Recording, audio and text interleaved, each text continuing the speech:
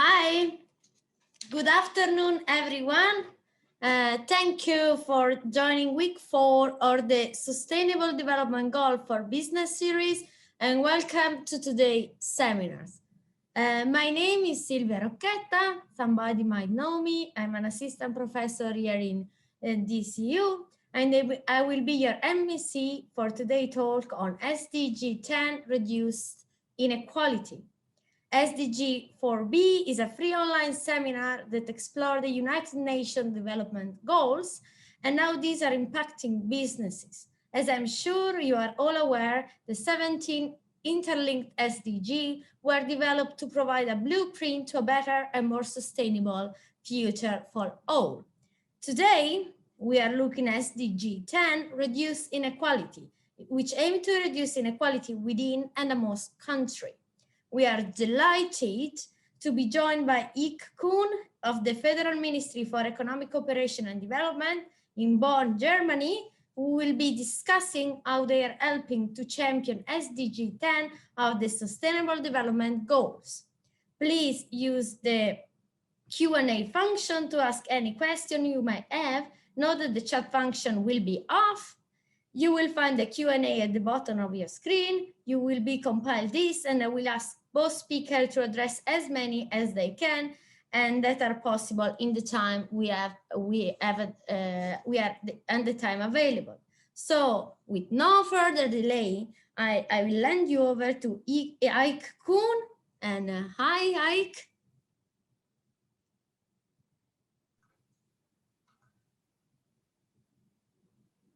Welcome. Hello. Hello, Silvia. Hello, I can hear you very well. We are all delighted to see your presentation. Okay, thank you. So shall I start now? Yes. Yes, please. Okay. So first of all, thank you for having me today here and giving me the opportunity to exchange views with you via Zoom. And already the first picture is coming. Just leave it for it's okay for a moment. I just will say some words. I'm a head of division in our ministry. And I'm heading the Human Rights, Gender and Inclusion of Persons with Disabilities for the moment. And today I'm here for delivering my personal opinion in a scientific environment, not speaking for the Ministry for Economic Cooperation and Development officially, but of course giving you the ideas, what are we doing? So for many years, I do work on social questions. So I was especially attracted by the 2030 agenda, you all know. And the key question behind it is sustainability, sustainable lifestyles. And today we will focus on SDG 10, reduce inequality within and among countries. And this is a highly complex SDG with several targets. And my idea was to bring it into the context with business, as we are here in the Dublin Business School today. So I will speak for about half an hour, and then there will be room for discussion. And we start by looking at some pictures, and the first picture you can already see, the photo. This is a photo we used for inequality, and I may ask you, you cannot answer now, on which side of the picture would you like to live?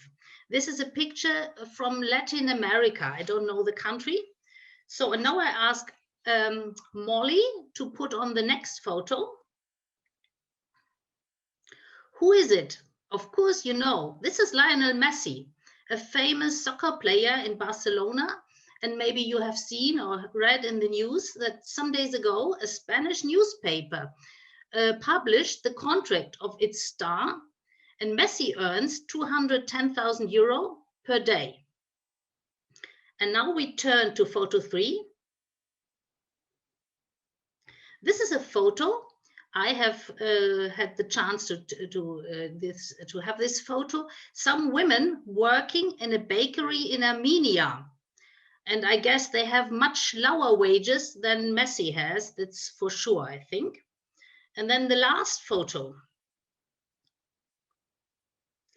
This is a woman in Ethiopia carrying firewood, and maybe she has no wage at all, but she lives maybe as a subsistent farmer with her family. And this is everything. There is no PowerPoint afterwards, and now you just have to listen to me. But what you already have seen is a very rich man, and the poorer ones were women working. And this has also something to do with inequality, you will see. So what the photos can be taken away just as you want. But what do these persons have in common? For all people on the planet, there's a shared vision by the United Nations, the 2030 Agenda for Sustainable Development, promising a life in dignity for all, leaving no one behind. And we are included, of course. But do we really live in the same world? Or do we live in different worlds? Inequality is a huge topic. And Oxfam, a famous NGO, presents its annual report in this year, in 2021. It is titled The Inequality Virus, Bringing Together a World Torn Apart by Coronavirus Through a Fair, Just and Sustainable Economy. And this is our topic of today, reducing inequality and also a just and sustainable economy. So the structure of my input is very easy. First, it's 4 parts. First, I will give you some background on SDG 10. Second, I will go a little bit deeper, what is meant by inequality. Then I will give you the background also on what do we do in German development cooperation, working with developing countries. And the last part will be, what can we all do for achieving this SDG? And I start. So giving you a little bit of background on SDG 10. Reducing inequality within and among countries. For the first time ever, we have a common vision that inequality is a global problem. When states, NGOs, and academia negotiated on the 2030 agenda, the topic of inequality was finally recognized and found a place as a standalone goal in the agenda. And this was, and it still is, from my point of view, a milestone. The SDG is most complex, comprising 10 targets that tackle, for instance, the income growth of the bottom 40% of the population of a state. There's also in empowering and promoting the social and political inclusion of all. And there is also achieving greater gender equality and also ensuring enhanced representation and voice for developing countries in international decision-making on global economic and financial questions. So after this lecture, I invite you to have a closer look into this SDGs. Maybe some have already done this, but my personal view on this SDG is also that it clearly shows the idea of solidarity within countries and among countries, and so far as a goal. So it was recognized that growing inequality has significant impact on societies and has the potential to undermine democracy. And nowadays, today, inequality is seen as our most urgent social problem. Global leaders discuss it in Davos since some years. And maybe you have recognized this also already in 2017. A report from Oxfam stated that only 8 men owned the same wealth as the poorest half of the world. And Oxfam is an opinion leader on this topic. And inequality is now rising due to COVID-19 even faster and faster. And the new report of Oxfam, you will also see that due to the coronavirus, the situation has even become worse. So now turning over, I want to look deeper with you on inequality from a developmental perspective. So what is meant by inequality? And what are the consequences? We have seen in scientific research that there are 3 dimensions of inequality. I will start with the social dimension. We have evidence that substantial levels of inequality in income or revenue are indicators of basic problems within societies. And the scientists who worked on this, they have used data from studies undertaken in 25 developed countries, but they claim that the results would have been comparable in developing countries, which seems convincing. And I will go a little bit deeper in it. The costs of inequality, maybe you see these also when you walk in your cities or walk around. This can be understood in a holistic way, including, for example, mental health, drug use, physical health, and life expectancy. Obesity, educational performance, teenage birth and higher rates of crime, violence, and antisocial behavior. This is all a very abstract level, but you can understand, I think, that what this means, or if you think maybe in the poorer parts of your cities or villages, what are the problems over there? And I think a very important issue on this social dimension is if you are a poorer person and you feel or get the impression that you are not valuable, you don't feel your value, this is really a problem for our societies. And we see this with the latest what happens in the time also since we have the coronavirus pandemics. Okay, let's now go over to the economic dimension. For more than a century, economists in the so-called Western world declared that economic inequality is inevitable.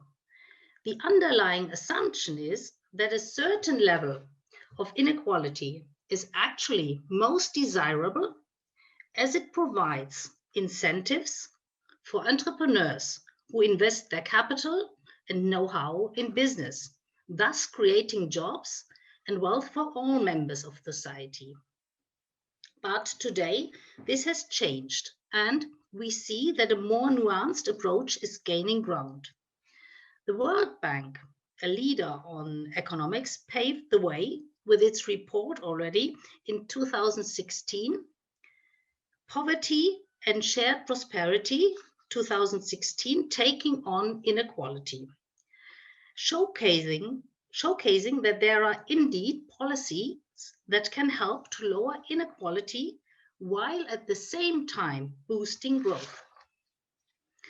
And already 2 years later, the 2018 World Inequality Report, coordinated by famous economists such as Alvarado, Piketty, and Zuckman, sets a new tone, stating that if rising inequality is not properly monitored and addressed, it could lead to various types of political, economic, and social catastrophe.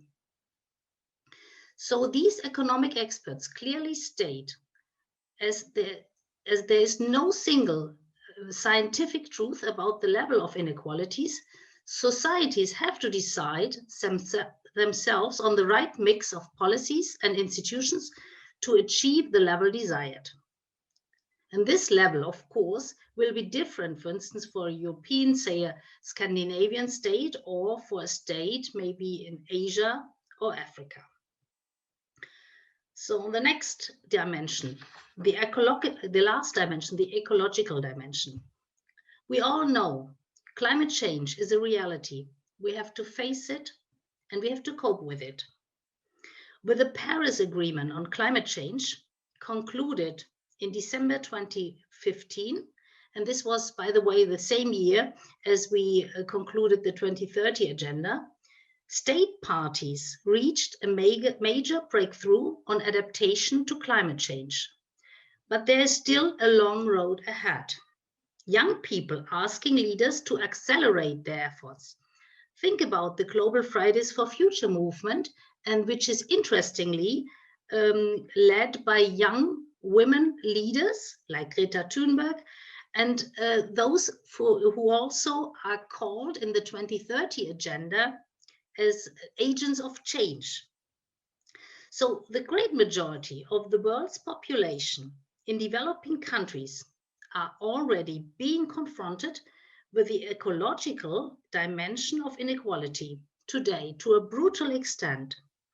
Poor people in rural areas and also in cities or mega cities, as we have them, for instance, in Mexico or African states, Nigeria, or in Asian states. And these poor people and marginalized groups are threatened by drought, by rising sea levels, by hurricanes and landslides. You all know these pictures from the television or from the news. So climate change affects poor people disproportionately due to their geographical location and their high socioeconomic vulnerability. And the recent Oxfam report also states that the richest 10% in the world are responsible for 52% of carbon emissions, the poorer half of the world being responsible only for 7%. And they draw the conclusion also that up to 132 million people could fall back into extreme poverty. And looking back into the centuries, the global warming effect of the cumulative effect of the greenhouse gas emissions of the past 200 years, we must admit that most of these emissions occurred in the industrialized centers of Western Europe, the USA, and the former Soviet Union. Only in recent decades, prospering Asian states have been emitting significant proportion of those gases. So it's a huge topic, also climate change and inequality. Let me now come to my third point, my third structural point. What do we do in development cooperation to tackle inequality? I just want to give you some examples and some insights. On the social dimension, a lot has been done and is still underway. We work on social protection, on health protection, education, and digitization. You may know I'm coming from Germany. You've heard this. We are one of the countries, of the first countries to have a health insurance and a pension insurance schemes. This is already for more than 150 years. So we are quite experienced with this way of social protection. And this is good for a country because people feel secure and they know even if it is difficult and sometimes in work at the workplace, you have a structure, you have a system, and you have a safety net and you will not be lost. So as an example, in India, we supported a health insurance system reaching now 500 million poor people who do not have to pay for the system, but who get health for themselves or their children. And a lot of our funds are sent to educational efforts, such as, for example, the Global Partnership on Education. We believe that education is fundamental in order to participate in societies. And especially poorer children need our efforts and our support. The richer children, they often have the support of their parents, of their families, of their background. And we also invest a lot in vocational training, as this system is very much used in our country. And a huge effort also I would like to expand a little bit is on gender and equal participation of women. You know, we have a female chancellor for a long time. Women are still underrepresented in many fora. Their voices are not heard. And in many countries, they are discriminated still today when it comes to land rights or property rights. We support initiatives to end this. And during the corona crisis, violence against women is also on the rise, and that is not acceptable and is often a violation of human rights. You may know that on February 6th, we have the annual date to eliminate female genital mutilation. This is just within 3 days, an awful violation of human rights, reaching far too many girls worldwide, especially in developing countries, and we cope with it. Coming to the corona crisis, and a huge package of our funds for developing countries has now been rededicated in order to mitigate the effects of the crisis. And we have especially also in mind or in focus the persons living in refugee camps. You may know that there are so many refugees, a huge number, and we spend a lot of money for the well-being of those people in our partner countries.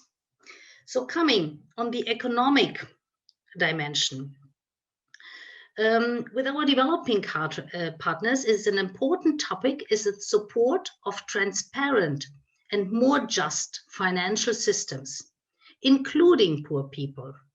And there has been much support to establish administration capacities, combat illegal financial flows, and mobilize finance for poorer and marginalized groups within the country. And a huge issue is also combating corruption and promoting good governance. And this is really a difficult issue, you may know.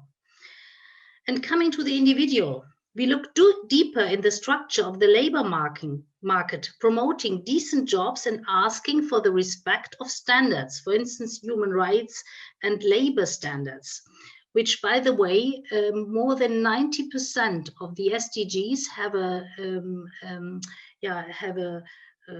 are interlinked with, have a background on human rights and labor standards in the 2030 agenda. For instance, we do this in Pakistan. And we support the foundation of trade unions in many countries, as social dialogue is very important. And we have to think, if we talk about the economic dimension, we also always have to think on women and girls who often do not have these traditional jobs, but they work in the informal sector, and they are often or easily forgotten.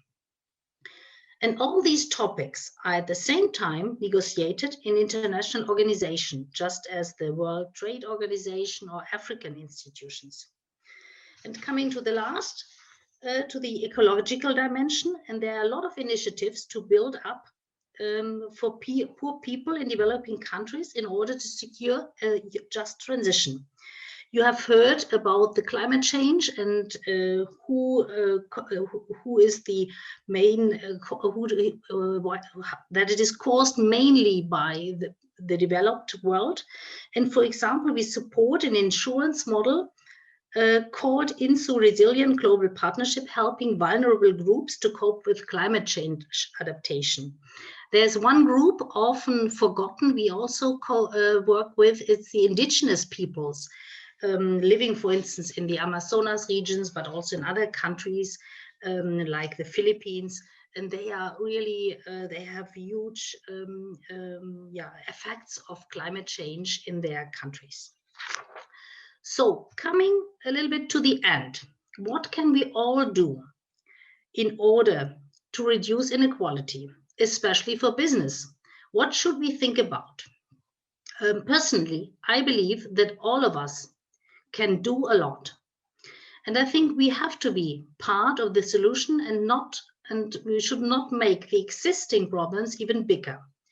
And we can all, if we want, we can be part of an international solidarity, which is there in many ways. And you see this also by development policy. Many of the countries, we try really to support developing countries. And Corona, with the coronavirus, has shown to us that the world is in disorder. We need a new and fresh look on the problems and find solutions. And a lot is already in the 2030 agenda. Silvia Roccata, she said, the interlinked SDGs, this is really a kind of a compass. So I would also invite you to read, if you have not yet done this, look at the SDGs and at the targets, but also in the text behind it. We negotiated it and we really know the text, but this is all developing, and this is so interesting, but there is a lot of solution is already in on participation on many issues, which is important. So the respect for people and the planet, respecting everyone, leaving no one behind, women, girls, children, persons with disabilities, indigenous people I spoke of, or LGBTI persons, looking on topics with the lens of another person in another context. Would your action do harm? Would your business do harm? And I would like at the end now, coming to an end, share with you some insights we had already in on a workshop in 2016 on inequality with scientific persons, academia, but also people from our from our national ministries or from our GIZ, our development company who helps us to implement our programs. And these were really interesting discussions. And I took also the photo you have seen, for the photo from the very first photo, where you have seen the slum region, the slum part, and the part where the richer people live. This was from that nice workshop. And I would share some ideas of this, some conclusions and key messages. What we have seen, there's a strong correlation between inequality and conflict. And we see also that policy matters and the political will of leaders is so important. And sustainability is often said, but really to do it and bring everybody on board and really to train yourself in participation and listen to others is not an easy game. And education and health are key to reducing inequalities. The corona pandemic has shown this clearly, and it has shown, for example, in my country also, that people in the health sector, often women, are also not well paid, but they were so relevant for the system and in the crisis, and we hear their voices with more interest, I have the impression, and there is something ongoing also for the wages. This was also a conclusion. We need fair wages, transparent administration, and more just societies. And you also need to trust your government. If not, it becomes difficult. And now coming to the horizontal inequalities, these are the inequalities among groups within a society, because you tend to compare yourself with other members of your societies. If you're living in Ireland, you compare to other groups in Ireland, not to in the Philippines. So coming to these, please start on the local level, in villages and in enterprises. And this may be interesting for you because a lot of you will work in business. No group should be left behind. So think about the wages and what will you do. And we found out also with the help of a famous English scientist, that also she brought in the idea, no group maybe should be too far ahead. And this brings me back to the pictures in the beginning. You have seen Lionel Messi. I think he is a special talent, but this is a society who has to decide how much do we want to pay for a football player and how much do we want to pay to a person working at night in a hospital or caring for elderly people in homes. So listen to everyone. This would be my advice. Look ahead, think about the interlinkages of the SDGs. We have a compass, think about what will do harm to others of your actions. And I think that I'm at the end of my short intervention. And now I'm really interested. I want to listen to you, and I'm interested in your questions and in your insights. So with this, I would give back to Sylvia. Hi, thank you for the super interesting speech. I'm really, really impressed. And yeah, and to be fair, during my PhD, I started with inequality as well.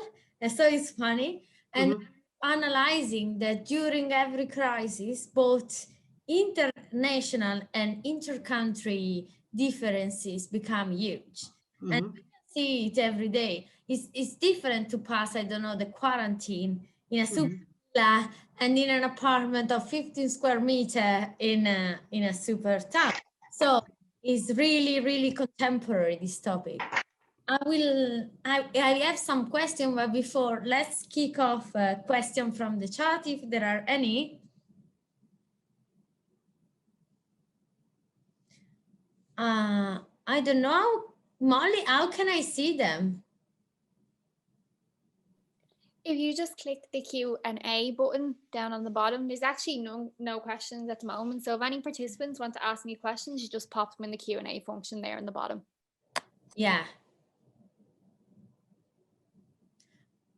Yeah, in the meantime, if you want, I can ask a few questions because I'm so interested in the topic. You mentioned, you know, I'm an economist, so you mentioned that Piketty and these people are analyzing inequality in a different manner. I'm teaching that also to my student in DCU. And finally, they discovered that in the end, inequality is not good for economic growth, but in the end, when there is too much inequality, is also bad for economic growth. So, and we've seen it during the history when there were too much inequality, even in Europe, in the end, conflicts and so on. But in your institution, are you trying to promote some sustainable development economic policy? Are you studying it, or are you just relying on economists that are they doing that?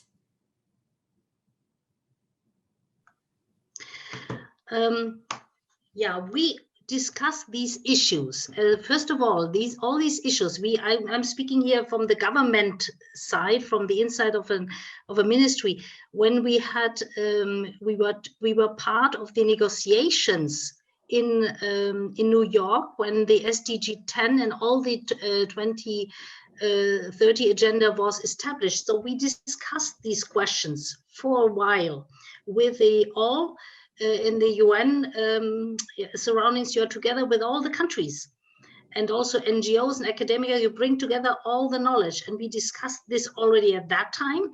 And nowadays, as the 2030 agenda is in place already 5 years, and if you think it's only another 10, not even 10 years to 2030, we have these, you know, we give funds, and we have these consultations and negotiation with developing countries every year or every 2 years, and we discuss these issues with them if we meet. For instance, the colleague who is in charge of the country Nigeria or Mali, they discuss these issues, and we also have a kind of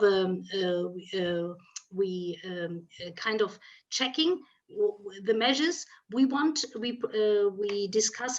Is it helping to reduce inequality? For instance, education for girls, all these things. So we are in a constant dialogue with our partner countries, but as well also with the Foreign Office, but as well on international fora. If we go to international organizations, so you could answer like this. Thank you so much. Now a few questions arise from the public. So the first one is, if you maybe have an example on how they are measuring a particular action focused on addressing inequality, and how would one measure this at practical level?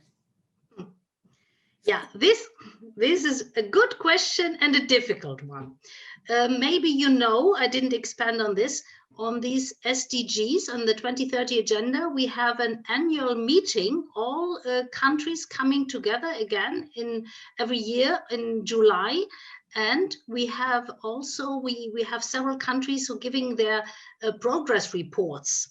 Germany already did twice, I think, but other countries, developed countries, everybody has to say, what are they doing on the SDGs, the high-level political forum, it's called, and then it is measured. it is told what is done, but we have also the UN Statistical Division who is looking after measuring. But this is really, I'm really thankful to the person asking it, to the student or person, because measuring is key. Bringing data on issues. For instance, and maybe I can't give a better answer to this, but we would have to look. I looked in my article at that time when I finished it, I looked into what is said on inequality, but this was a little bit evasive. But we have to look now in the statistics, what is really done. And please bear in mind, if you take from this lesson, if there is no data, there is no problem. It's so important that you have data and you can argue and you have opinions that are evidence-based. So that's my answer to it. Thank you so much. Now there are more questions, so the public is kicking off many questions. So another colleague of ours, Siobhan, is thanking you for the really interesting presentation. And then another anonymous attendee is asking and is saying, thank you for the great talk. Just one question: what area of inequality is the most difficult to tackle, in your opinion? I didn't get the question again. What area of inequality is the most difficult to tackle, in your opinion? So is it more difficult to tackle gender inequality, income inequality? I don't know. Also a good and difficult question. You see me, as I'm a woman, there are also, and I'm working on gender, there are colleagues saying that gender is the most difficult issue on inequality, and this is also mentioned, I mentioned it in SDG 10. So if you think about, we are about, I don't know, 7.7 billion people on the world. Half of them is women. And what women is denied and what we lack of talents, maybe the change in attitudes towards women is the most difficult, because I just make it, we are an economist, is the biggest mass of problems, because it's 3.6 billion or even more problems running around the world every day. So maybe this, I don't know if it was a man or a woman asking me. It is anonymous. So anonymous, okay. We don't know. This is difficult, but it's also difficult in development policy. We often speak about good governance, but what we should speak about is corruption. Yeah. And Italians are aware of it. You know? Ms. Rocchetta understands this immediately. But who has an interest in corruption? Who has an interest in transparency? Those who benefit from it. Please think about this. Okay, this would be my answer. Yeah, now there is another question from Philip O'Donnell. Thank you for a very interesting talk. How optimistic are you that the trajectory of growing inequality that you talk about will be remedied in the coming years, decade? Then what would you say are the primary barriers to improvement? And what kind of a world do you envisage if the current trajectory continues through 2040, 2050? Oh, yeah. Question, oh my God, we can talk for hours. Thank you, really. Okay, so maybe you have already seen I'm a more optimistic person. If not, this would be too hard, my life. So I think in a way, I think it's so hard now with the coronavirus pandemics for everyone, bearing in mind that people are dying everywhere. And for instance, from our ministry, we also asked for having vaccines also for the developing countries. And you know what is ongoing in Europe already, and also in the other regions. Everyone wants the vaccines, is not enough. It's also a question. This is some speak of it as a global good, but I think the corona pandemics has also shown some of the ways we worked. Our lifestyles have not been sustainable. To be concrete, to give you an example, you have heard Germany. I'm here in Bonn. Our headquarters of the ministry is still in Bonn. We used flights we used to fly to Berlin. Just from an ecological vision perspective, this is not okay. It's no longer done. But several years ago, or 10 years ago, this was we did this, and we didn't even think about it badly. We thought, oh, we don't have to pay the hotel, and I can be back to my family.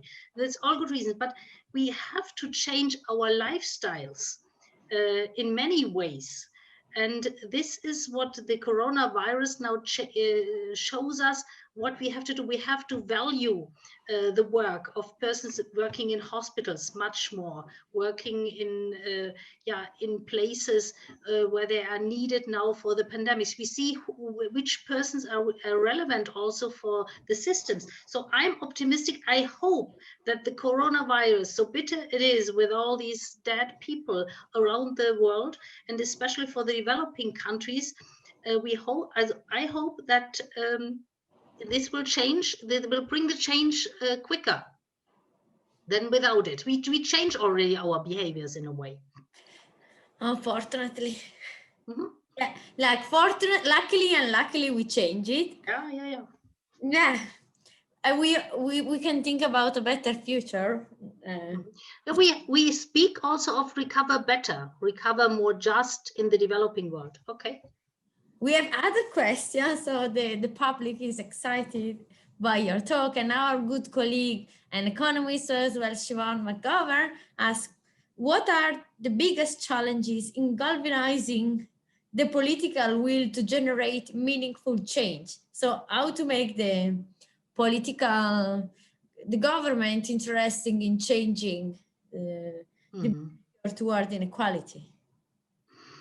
I think from my personal point of view, you really need those leaders who want these sustainable words. We have to come from words to action, to put it short.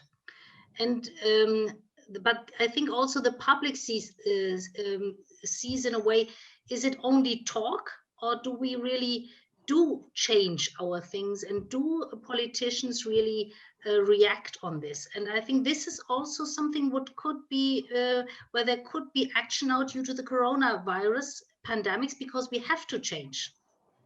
Yes. So the political will, there must be in a way, sometimes there must be enough pressure, always. But there also, if you have the right leaders at the top, they will do. They stand. We have all witnessed what has happened in the US. I'm not here speaking as a politician, but a relief for many that there is another president and a change. So you need good leaders at the top striving for change.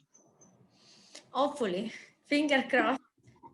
And another question is they say this anonymous guy is, or girl, we don't know, the SDGs are aspirational. Mm-hmm.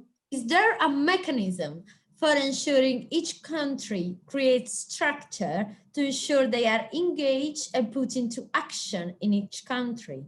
Or are these left to the individual group level? Mm-hmm. Yeah, also interesting. What works best among human beings is often peer pressure. You know, if we meet in many places where we negotiate. I have been on, I told to Silvia before, Silvia Rocchetta, I have worked on the international level in Rome. And you meet as individuals, and you have to understand each other, but you have to have also respect for the views of the others. But we really need to understand that there is change needed. And for instance, if I go there on a negotiation platform, I would tell this in negotiations, there is often I meet people. I come from the middle class in Germany, but there I meet in the diplomatic world very rich people from very poor countries, and they don't have the problems I have. If I talk about all this, what I did talk to you, and so really we need peer pressure. I remember just a short issue, an Indian colleague telling me in Rome, "Oh, Germany is a rich country. Heike, you can pay this." And I said, you know, haven't you seen in my country what's all going on? If you look at the football play, there's people from Poland, from Turkey, from everywhere, and they want me to spend, they have to work hard for their money. My people want me to spend the money in a good way for the poor people. And this we have to bring together. Yes, and this is amazing, and this speech is very inspiring, and I'm really enjoying this talk. Are there more questions from the public? I think is the time to have the last question if you have any. We are waiting a few more. I don't think there were quite a lot already. Mm-hmm. Yeah.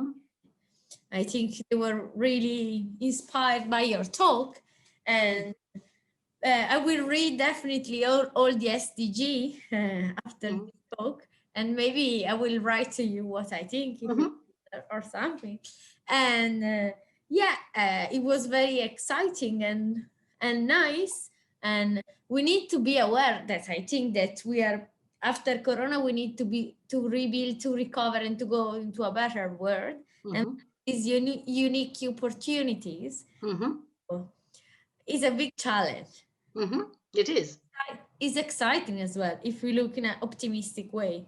Like coronavirus was a disaster, especially imagine for an Italian. At the beginning, I was like, what the hell? I cannot go home in Milan, and Milan Dublin was really close before. And I was like, oh, Jesus, what is going on?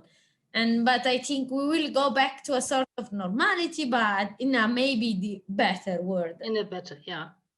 Hopefully. And so I want really to thank you for taking the time to give us this interesting and so insightful presentation, and thank for participating in this talk. For those interested, SDG 11 Sustainable City and Communities will be presented next week on February 10 as a part of Transform Our City event. So we will be circulating a new registration link on DCU Business School and .lab channels for everyone who would like to listen. For those who are interested in Transform event overall, the event runs from the 8th-12th of February and discuss the impact of increased connectivity or quality of life and economic development. And you will find the link on the website. So before wrapping up, thank you again. It was really... Thank you. And I hope to see you in person, maybe, or I don't know, in Bonn. When we can travel after Corona. After Corona, hopefully it will be sooner rather than later. Yeah. Okay. Bye. Thank you so much. Thank you for the interest to all the participants. Bye-bye. Bye. Thank you. Bye.